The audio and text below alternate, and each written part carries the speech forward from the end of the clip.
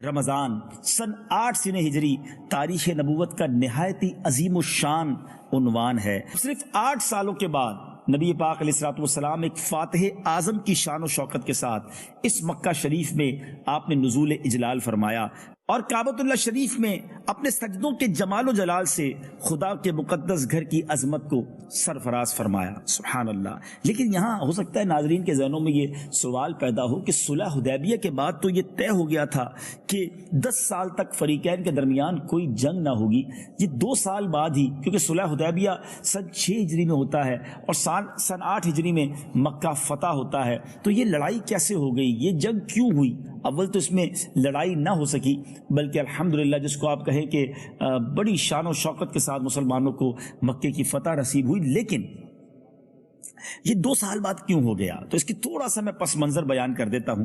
صلح حدیبیہ میں جو معاہدہ ہوا تھا اس وقت یہ طے ہوا تھا کہ جو قبیلہ قریش کے لوگوں کے ساتھ اپنا معاہدہ کرنا چاہے وہ ان کے فریق بن جائیں، اور جو نبی پاک علیہ الصلوۃ والسلام یعنی مدینے والوں کے ساتھ معاہدہ کرنا چاہتے ہیں وہ ان کے حلیف اور ساتھی بن سکتے ہیں۔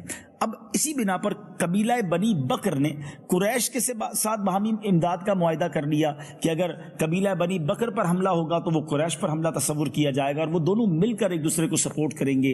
اور نبی پاک علیہ الصلوۃ والسلام والوں کے ساتھ مدینہ شریف والوں کے ساتھ قبیلہ جو تھا وہ بنی خزاعہ نے پیارے آقا علیہ الصلوۃ والسلام کے ساتھ باہمی امداد کا معاہدہ کر لیا، مگر قریش کے لوگوں نے جو بنی بکر کے ساتھ تھے انہوں نے بنی خزاعہ پر حملہ کر دیا، 23 لوگ ان کے مار دیے اور کعبے کے اندر بھی انہوں نے قتل سے جو ہے وہ دریغ نہیں کیا۔ تو اب بنی خزاعہ کے لوگ نبی پاک علیہ الصلوۃ والسلام کی بارگاہ میں فریاد لے کر آئے کہ حضور ہم آپ کے حلیف ہیں، آپ کے ساتھی ہیں، اور آپ نے یہ وعدہ کیا تھا کہ ہم پر حملہ ہوا تو مسلمان ہماری مدد کریں گے۔ تو اب نبی پاک علیہ الصلوۃ والسلام نے مکہ شریف والوں کو یہ 3 آپشن دیے کہ پہلے یا تو بنی خزاعہ کے جو لوگ قتل کیے گئے ہیں ان کا خون بہا ادا کر دیا جائے، یا نمبر 2 قریش قبیلہ بنی بکر کی حمایت سے الگ ہو جائیں کیونکہ ان لوگوں نے یہ حملہ کیا تھا، یا تیسرا یہ کہ آپ علل اعلان اناؤنس کر دیں کہ اب صلح حدیبیہ ختم ہو چکا ہے۔ یعنی مسلمانوں کی طرف سے پہل نہیں ہوئی تھی، مسلمانوں نے آپشن دیا۔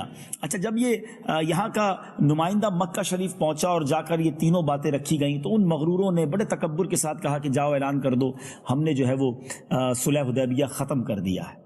یہ پیغام لے کر جو نبی پاک علیہ الصلوۃ والسلام کے قاصد تھے وہ تو واپس آ گئے، مگر اب مکے والوں کو گھبراہٹ شروع ہو گئی کہ یہ جیسے ہی پیغام جائے گا تو اب ہم پر حملہ کیا جا سکتا ہے، اور اب مسلمان وہ کمزور نہیں رہے، اب بڑی طاقت کے ساتھ حملہ ہوگا اور ہو سکتا ہے کہ ہم مکے شریف کی جو حکمرانی ہمارے پاس ہے وہ ہمارے ہاتھوں سے چلی جائے۔ تو اب بڑی چالاکی کے ساتھ کوشش کی گئی کہ ابو سفیان کو بھیجا جائے اور کسی طرح صلح حدیبیہ کی پھر تجدید ہو جائے اور یہ معاہدہ جو ہے وہ کنٹینیو ہو جائے۔ تو ابو سفیان جو ہیں وہ مدینے پہنچتے ہیں، ان کی جو بیٹی ہیں، یاد رہے اب حالانکہ وہ صاحبزادی ام المومنین بن چکی ہیں، حضرت ام حبیبہ رضی اللہ تعالی عنہا، ابو سفیان ان کا والد ہے، وہ اپنی بیٹی کے پہلے گھر گئے، بستر پر بیٹھنا چاہا، بیٹی نے بیٹھنے نہ دیا۔ باپ کہتا ہے بیٹا میں تمہارا والد ہوں، لیکن اس نے بیٹی نے جو ام المومنین ہیں کہتی ہیں تم نجس ہو، تم مشرک ہو، تم نبی پاک کے اس پاک بستر پر نہیں بیٹھ سکتے۔ اپنے باپ کو بھی گویا گھر سے نکال دیا۔ ام حبیبہ رضی اللہ تعالی عنہا کا ایمان کیسا تھا، اور آج مجھے اور آپ کو یہ پکار کر ایمان کہہ رہا ہے کہ سب سے پہلے تعظیم و توقیر ہے تو وہ نبی پاک علیہ الصلوۃ والسلام کی ہوگی۔ جو اللہ کے حبیب علیہ الصلوۃ والسلام کو نہیں مانتا یا ان کے فرامین یا ان کی شان میں معاذ اللہ کوئی گستاخی کرتا ہے تو اس کا پھر ہم سے کوئی رشتہ نہیں ہے۔ ہمارے سارے رشتے، ہماری ساری زندگی کی جو نعمتیں ہیں وہ پیارے آقا علیہ الصلوۃ والسلام کے ناموس پر اور نبی پاک علیہ الصلوۃ والسلام کے قدموں پر قربان ہیں۔ تو بہرحال ابو سفیان نے اس زمانے میں چالاکی سے کچھ کوشش تو کی کہ کسی طرح یہ لڑائی ٹل جائے، کسی طرح یہ معاملہ ٹل جائے، مگر اب مسلمانوں نے ارادہ کر لیا تھا اور نبی پاک علیہ الصلوۃ والسلام اپنے صحابہ کے ساتھ، اور یاد رہے ایک روایت کے مطابق 10,000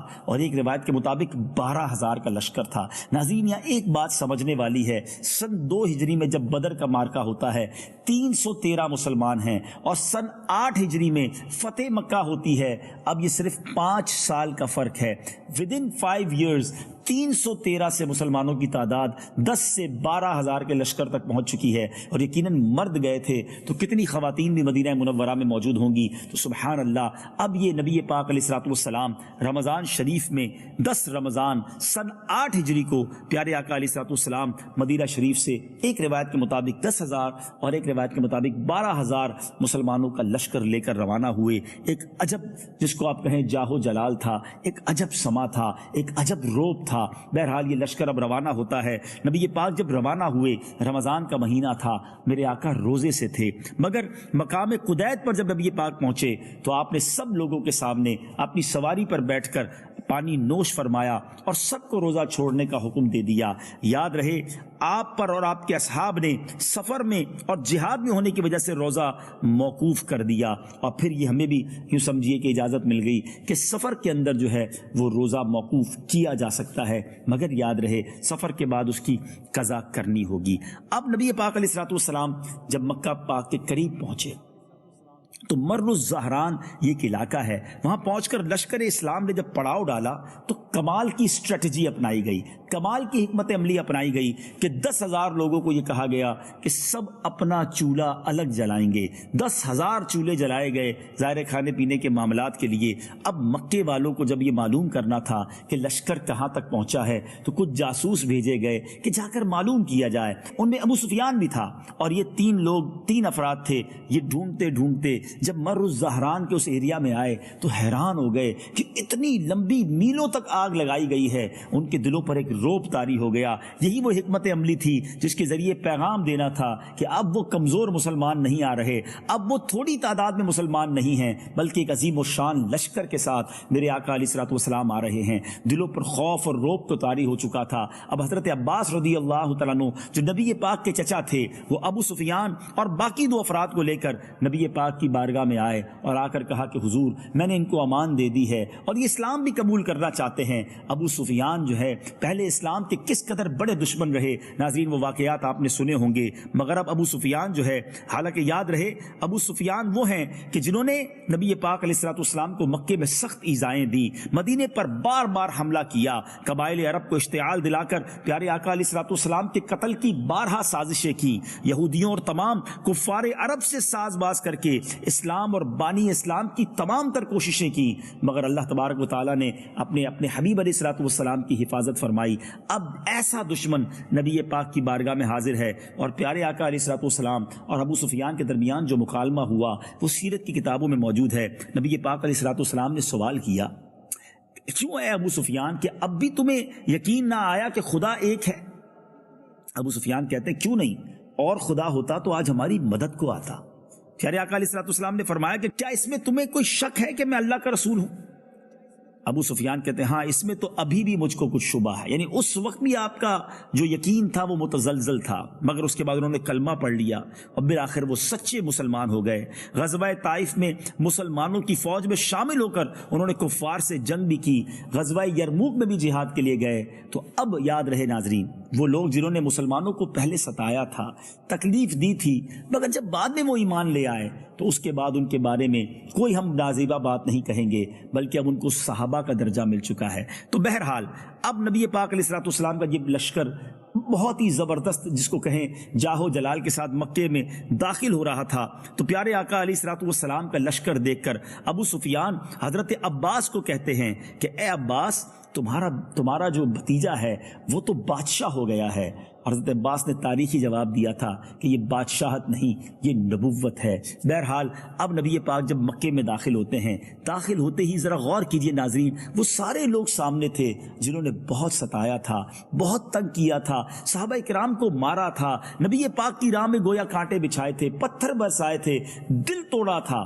مگر سبحان اللہ، نبی پاک علیہ الصلوۃ والسلام کا انداز دیکھیں، وہ ایمان افروز اعلان کر دیا گیا، وہ امن پسندانہ اعلان کیا گیا کہ آج کے دن جو ہتھیار ڈال دے اس کے لیے بھی امان ہے، جو شخص اپنے دروازہ بند کر لے گا اس کے لیے بھی امان ہے، جو کعبے میں داخل ہو جائے گا اس کے لیے بھی امان ہے۔ حضرت عباس رضی اللہ تعالیٰ عنہ نے نبی پاک سے عرض کی کہ حضور ابو سفیان ایک فخر پسند آدمی ہے، کوئی اعلان ایسا بھی کر دیں اس کی بھی فیس سیونگ ہو جائے، وہ بھی جناب اپنے معاشرے اپنے قبیلے میں کچھ منہ دکھانے جیسا ہو جائے۔ تو نبی پاک علیہ الصلوۃ والسلام نے فرمایا جو ابو سفیان کے گھر میں داخل ہو جائے اس کے لیے بھی امان ہے۔ ابو سفیان اب مکے میں داخل ہوتا ہے اور چلا چلا کر لوگوں کو کہنے لگے کہ جو میرے گھر میں داخل ہو گیا اس کے لیے بھی امان ہے۔ اے مکے کے لوگوں، ہم محمد عربی صلی اللہ تعالیٰ علیہ وسلم کے لشکر سے نہیں لڑ سکیں گے۔ لوگوں نے بڑے تانے دیے، خود ان کی زوجہ نے ان کو بڑے تانے دیے کہ تم ایسی بزدلی کی باتیں کرتے ہو، مگر حضرت ابو سفیان نے کہا کہ دیکھو جلدی میرے گھر میں آ جاؤ، جو میرے گھر میں داخل ہو گیا اس کے لیے امان ہے۔ تو اب اہل قریش کہنے لگے ابو سفیان تمہارے گھر میں کتنے لوگ داخل ہو سکیں گے؟ بہرحال انہوں نے کہا کہ نبی پاک نے یہ بھی اعلان کیا ہے جو کعبے میں چلا گیا اس کے لیے بھی امان ہے، اپنے گھر کا دروازہ بند کر لے اس کے لیے بھی امان ہے، جو ہتھیار رکھ دے اس کے لیے بھی امان ہے۔ کچھ کعبے میں چلے گئے، کچھ نے گھر کا دروازہ بند کر دیا اور کچھ لوگ ہاتھ اٹھا کر ہتھیار رکھ کر کھڑے ہو گئے۔ اب نبی پاک علیہ الصلوۃ والسلام مکے میں داخل ہوتے ہیں، ایک عجب منظر ہے ناظرین، اتنے بڑے لشکر کے ہوتے ہوئے، اور آج یقینی فتح نظر آ رہی ہے۔ مکہ شریف جہاں ان ظالموں کا ڈیرا تھا جنہوں نے تکلیف کے ساتھ واپس لوٹایا تھا، مگر اب مکے میں جب داخلہ ہے تو عاجزی کے پیکر ہیں نبی پاک علیہ الصلوۃ والسلام، سر عاجزی میں جھکا ہوا ہے، سورہ فتح کی تلاوت ہے اور سبحان اللہ سر پر سیاہ امامہ نبی پاک نے باندھا ہوا ہے۔ بہرحال اب نبی پاک مکے میں داخل ہوئے، لوگوں نے اپنے دروازے بند کر لیے، کچھ ابو سفیان کے گھر میں داخل ہو گئے، گویا بغیر کسی بڑی لڑائی کے مکہ فتح ہو گیا۔ اب نبی پاک علیہ الصلوۃ والسلام اونٹنی پر سوار ہو کر مسجد الحرام کی طرف روانہ ہوئے، حضرت بلال بھی آپ کے ساتھ ہیں، کعبہ کلید بردار جو ہیں عثمان بن طلحہ بھی آپ کے ساتھ تھے۔ نبی پاک علیہ الصلوۃ والسلام نے کعبے کا طواف کیا، حجر اسود کو بوسہ دیا۔ ذرا غور کیجئے کیسا منظر ہوگا جہاں طواف نہیں کرنے دیتے تھے۔ حدیبیہ کے موقع پر 2 سال پہلے احرام باندھ کے مسلمان آئے تھے، صحابہ کرام اور نبی پاک کو عمرہ بھی نہیں کرنے دیا گیا تھا، اب طواف ہو رہا تھا، اب حجر اسود کو بوسہ بھی دیا گیا۔ اب نبی پاک علیہ الصلوۃ والسلام نے کیا کیا؟ حیرت انگیز مثال کیا ہے انقلاب زمانہ کی کہ حضرت ابراہیم خلیل اللہ علی نبینا علیہ الصلوۃ والسلام جن کا لقب بت شکن ہے، ان کی یادگار خانہ کعبہ کے اندرون حصار 360 بتوں کی قطار تھی، کعبے کے اندر 360 بت تھے۔ پیارے آقا علیہ الصلوۃ والسلام نے حضرت خلیل کا حقیقی جانشین ہونے کا حق کیسے ادا کیا کہ یادگار خلیل یعنی کعبہ مشرفہ کو ان بتوں سے پاک کیا، ان کی گندی آلائشوں سے پاک کیا۔ پیارے آقا علیہ الصلوۃ والسلام خود بنفس نفیس ایک چھڑی لے کر کھڑے ہو گئے، ان بتوں کو چھڑی کی نوک سے گرانے لگے، ایک ایک کر کے بت گراتے گئے اور قرآن پاک کی آیت پڑھتے گئے، جاء الحق وزہق الباطل ان الباطل کان زہوقا، یعنی حق آ گیا اور باطل مٹ گیا، اور باطل مٹنے ہی کی چیز تھی۔ سبحان اللہ۔ پھر ان بتوں کو جو عین کعبے کے اندر تھے پیارے آقا نے حکم دیا کہ سب نکالے جائیں، چنانچہ وہ سب باہر نکالے گئے۔ یاد رہے انہی بتوں میں ان ظالموں نے حضرت ابراہیم اور حضرت اسماعیل کے بھی مجسمے بنائے ہوئے تھے، بہرحال وہ بھی باہر نکالے گئے۔ تمام بتوں سے جب کعبہ پاک ہو گیا، میرے آقا کعبے کے اندر تشریف لے گئے اور حضرت اسامہ بن زید بھی تھے، حضرت بلال بھی تھے، حضرت عثمان بن طلحہ بھی تھے، کعبہ مشرفہ کے اندر گئے۔ کعبہ مشرفہ کے تمام گوشوں پر نبی پاک نے تکبیر پڑھی، 2 رکعت نماز بھی ادا فرمائی اور اس کے بعد باہر تشریف لائے، اور کعبہ شریف سے باہر آ کر آپ نے جو کعبے کی چابی تھی عثمان بن طلحہ کو دی اور فرمایا لو یہ کنجی ہمیشہ ہمیشہ کے لیے تم لوگوں میں رہے گی، یہ کنجی تم سے وہی چھینے گا جو ظالم ہوگا۔ سبحان اللہ۔ اس کے بعد نبی پاک علیہ الصلوۃ والسلام نے شہنشاہ اسلام کی حیثیت سے حرم الہی میں سب سے پہلا دربار عام منعقد فرمایا۔ افواج اسلام کے علاوہ ہزاروں مشرکین کا اور کفار کا ایک ٹھاٹھے مارتا ہوا سمندر تھا۔ اسی شہنشاہی خطبے میں نبی پاک علیہ الصلوۃ والسلام نے اہل مکہ ہی سے نہیں بلکہ ساری دنیا سے، اقوام عالم سے خطبہ ارشاد فرمایا جو آج بھی تاریخ کی کتابوں میں سنہرے حروف میں لکھا ہے۔ ایک ایسا لائے عمل عطا فرمایا، زندگی گزارنے کا ایک ایسا سلیقہ عطا فرمایا جو آج بھی بیان کریں تو ایسا لگتا ہے یہ آج کے دور کے لیے ہے۔ ذرا اس خطبے کی چند میں جھلکیاں آپ کے سامنے پیش کرتا ہوں۔ میرے آقا فرماتے ہیں ایک خدا کے سوا کوئی معبود نہیں، اس کا کوئی شریک نہیں. اس نے اپنا وعدہ سچ کر دکھایا. اس نے اپنے بندے نبی پاک علیہ الصلوۃ والسلام کی مدد کی اور کفار کے تمام لشکروں کو تنہا شکست دے دی. تمام فخر کی باتیں، تمام پرانے خونوں کا بدلہ، تمام پرانے خون بہا اور جاہلیت کی رسمیں سب میرے پیروں کے نیچے ہیں. صرف کعبے کی تولیت اور حجاج کو پانی پلانا، یہ دو اعزاز اس سے مستثنا ہیں. اے قوم قریش، اب جاہلیت کا غرور اور خاندانوں کا افتخار خدا نے مٹا دیا.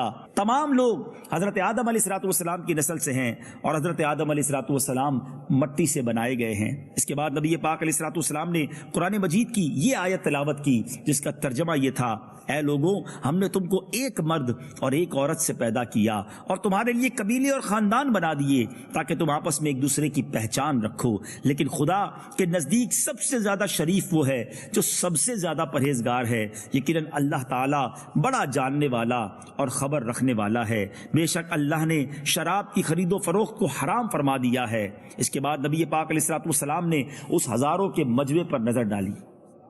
ناظرین، ذرا اس منظر کو ذہن میں لانے کی کوشش کیجیے کہ اب فاتح کی حیثیت سے ہیں وہ سارے لوگ سامنے کھڑے ہیں جنہوں نے ظلم و جفا کی وہ آندھیاں چلائیں کہ آج بھی سنیں تو آنکھیں اشک بار ہو جاتی ہیں.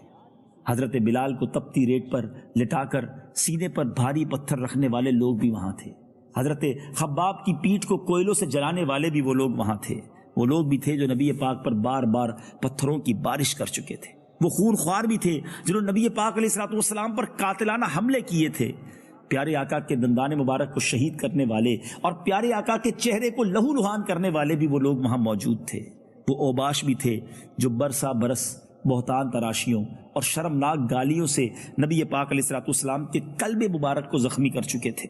ذرا غور کیجئے، وہ ظلم و ستم کے مجسمے بھی تھے اور پاپ کے پتلے بھی تھے جنہوں نے آپ کی صاحبزادی حضرت زینب رضی اللہ تعالیٰ عنہا کو نیزہ مار کر اونٹ سے گرا دیا تھا اور ان کا حمل ساکت ہو گیا تھا. ذرا غور تو کیجئے، آپ کے چچا حضرت حمزہ کو قتل کرنے والے، ان کی ناک، کان، آنکھ پھوڑنے والے، ان کے کلیجے کو نکال کر چبانے والے بھی وہاں موجود تھے.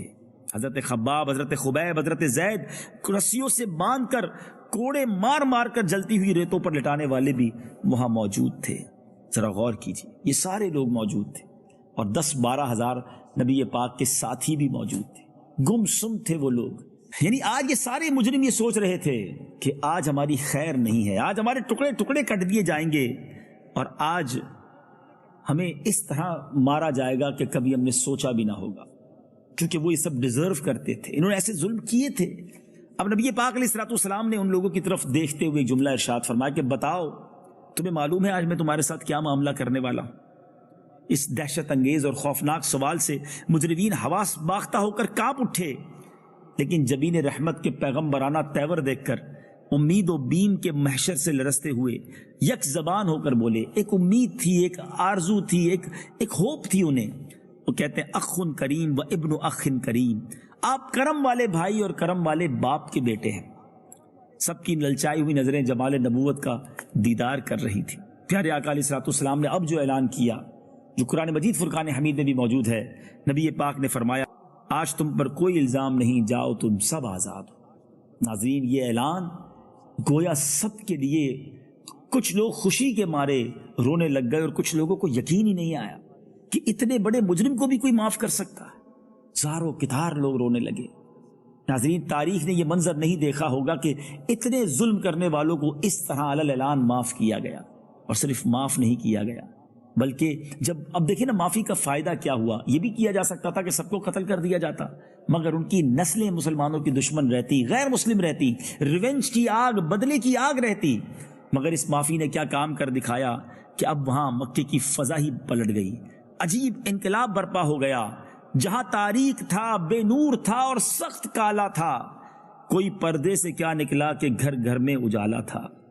اب نعرہ تکبیر کی صداؤں سے مکہ گونجنے لگا اور بلند آواز سے کفاران مکہ نے کلمہ پڑھنا شروع کر دیا. نبی پاک کی اس رحم دلی کو اور اس معافی کو اتنا پازیٹیو لیا گیا کہ بڑی تعداد میں لوگ مسلمان ہو گئے. یہ ہے معافی کا فائدہ.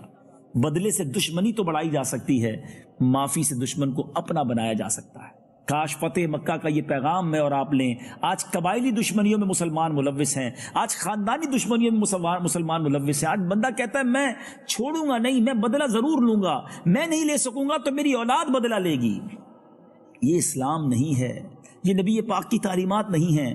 ناظرین ایک سٹیپ اور آگے بڑھ کر نبی پاک نے کیا فرمایا. اب ظاہر ہے مکے سے جب صحابہ گئے تھے تو کچھ کی پراپرٹیز تھی, یہاں پر کاروبار تھا جن پر کفار مکہ قابض ہو چکے تھے. مگر یہ کیسی معافی تھی کہ اب جب مہاجرین واپس مکے آئے تھے تو ہو سکتا ہے ان کے دلوں میں یہ امید ہو کہ اب ہماری پراپرٹیاں ہمارے گھر میں واپس ملیں گے. مگر نبی پاک علیہ الصلوۃ والسلام نے کیا خوب اعلان فرمایا. مجھے مہاجرین سے فرمایا کہ اپنی جائیدادیں خوشی خوشی مکے والوں کو تحفے میں دے دو.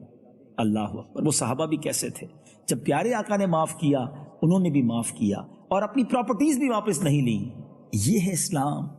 فتح مکہ تاریخ کا وہ سنہرا باب ہے کہ جتنی بار پڑھیں ایمان تازہ ہوتا ہے.